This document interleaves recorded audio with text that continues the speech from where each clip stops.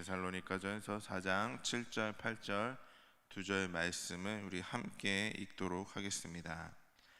하나님이 우리를 부르심은 부정하게 하심이 아니요 거룩하게 하심이니 그러므로 저버리는 자는 사람을 저버림이 아니요 너희에게 그의 성령을 주신 하나님을 저버림이니라. 아멘. 할렐루야. 오늘 이 새벽에도 함께 예배하는 우리 상한교회 모든 성도님들에게 하나님의 은혜와 평강이 함께하기를 주님의 이름으로 간절히 소망합니다. 하나님께서는 예수님을 통하여 모든 사람들을 구원의 길로 부르셨습니다. 또 그 부르심은 죄의 종에서 해방되어 하나님의 자녀가 되게 하려는 그 부르심이었죠. 그 부르심에 응답할 수 있는 방법은 바로 예수님을 나의 구주로 영접하는 것입니다. 그런데 우리들은 이렇게 예수님을 영접하고 구원의 길로 들어왔는데 많은 세상의 사람들은 아직까지도 예수님을 영접하는 것을 거부하고 있습니다. 하나님께서 보낸 하나님의 아들을 거부하는 것은 예수님뿐만이 아니라 하나님을 거부하는 것이나 마찬가지임을 우리는 기억해야 됩니다. 이렇게 세상의 사람들은 하나님을 아직도 거부하는데도 하나님은 왜 포기하지 않으시고 우리를 또 세상 사람들을 계속해서 부르시고 계실까요? 첫 번째로는 그 이유는 우리를 거룩하게 하시기 위함입니다. 그리스도인들이 거룩하게 되는 것은 하나님의 바람이며 뜻입니다. 그래서 바울은 하나님의 뜻은 이것이니 너희의 거룩함이라 곧 음란을 버리고 라고 이야기를 했습니다. 하나님께서 또 애굽에 있던 이스라엘 백성들을 그곳에서 부르신 이유도 바로 거룩하게 하기 위함이었습니다. 하나님은 모세를 통해 출애굽한 이스라엘 백성들에게 이렇게 이야기합니다. 너희가 내게 대하여 제사장 나라가 되며 거룩한 백성이 되리라. 너는 이 말을 이스라엘 자손에게 고할지니라 라고 이야기하셨습니다. 그렇게 이야기하시며 자기 피로써 백성을 거룩하게 하려고 성문 밖에서 이제 고난을 당하게 하셨던 것입니다. 그리고 주님과 동행했던 베드로의 모습을 보면은 그가 우리의 신분에 대해서 이렇게 이야기를 합니다.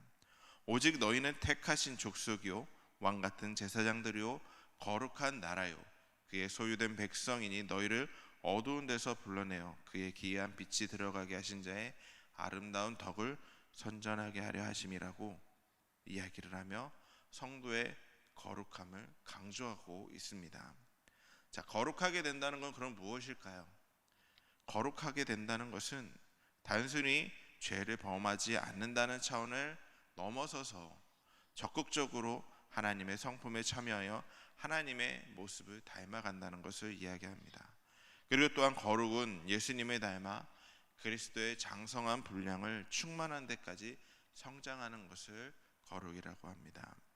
이렇게 하는 되는 데에는 두 가지 방법이 있습니다. 첫 번째로는 하나님의 아들을 믿는 것이고 두 번째로는 하나님의 아들을 아는 것을 아는 일입니다.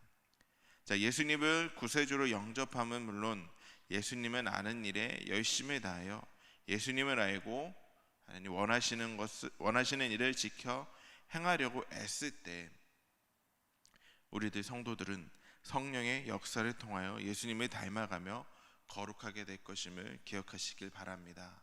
우리가 이 모든 것들을 기억하며 항상 예수님을 닮아가기 위해 거룩한 삶을 살아갈 수 있는 저와 여러분들이 될 수 있기를 주님의 이름으로 간절히 소망합니다. 두 번째로는 이 하나님의 초청에 대해서 거부하는 것은 하나님에 대한 거부를 말하고 있습니다. 바울은 8절에서 이렇게 이야기하죠. 그러므로 저버리는 자는 사람을 저버림이 아니요 너희에게 그의 성령을 주신 하나님을 저버림이라. 하나님의 구원의 초청에 응답하여 구원을 얻은 자에게는 한 가지 의무가 있습니다. 바로 예수님의 구원의 복음을 전파하는 것이죠. 그리스도인이 하나님의 말씀을 전파할 때 사람들이 그 구원의 말씀을 듣고 믿음을 얻게 되며 그때 구원을 얻게 됩니다.